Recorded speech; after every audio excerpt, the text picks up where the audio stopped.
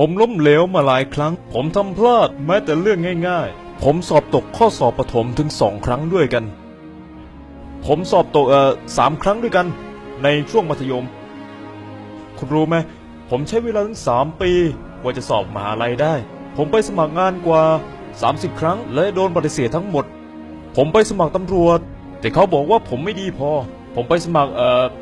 KFC ตอนที่ KFC เข้ามาในประเทศจีนแล้วมาอยู่ในเมืองของผม24 คนที่ไปสมัครงานนั้น23 คนได้เข้าทำงานผมเป็นเพียงคนเดียวที่โดนปฏิเสธตอนที่ไปสมัครตำรวจจะมีอยู่ทั้งหมด5 คน4 คนนั้นได้เข้าทำงานแล้วผมเป็นเพียงคนเดียวที่ไม่ได้ดังนั้นสำหรับผมการถูกปฏิเสธโอ้จริงสิผมไปสมัครมหาลัยฮาร์วาร์ดด้วยแล้วก็ถูกปฏิเสธมา10 ครั้งผมรู้อยู่แล้วว่าคงไม่ได้แต่ผมอยากไปสมัครไงผมคิดว่าเราควรทำตัวให้ชินเราไม่ได้สมบูรณ์แบบขนาดทุกวันนี้หลายๆคนก็ยังปฏิเสธเรา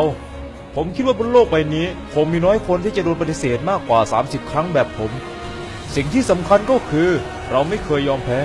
พวกเราก็เหมือนกับฟอเรสต์กัมป์เราไม่หยุดต่อสู้เราไม่หยุดพัฒนาตัวเองเราไม่บ่นโทษไม่ว่าจะสำเร็จหรือไม่สำเร็จก็ตามผมคิดว่าเวลาคนคนหนึ่งทำอะไรสักอย่างถ้าเขาทำผิดพลาดหรือล้มเหลวแล้วเขาก็เอาแต่โทษอย่างอื่นเขาจะไม่มีทางประสบความสำเร็จเลยถ้าเขานั่งคิดทบทวนตัวเอง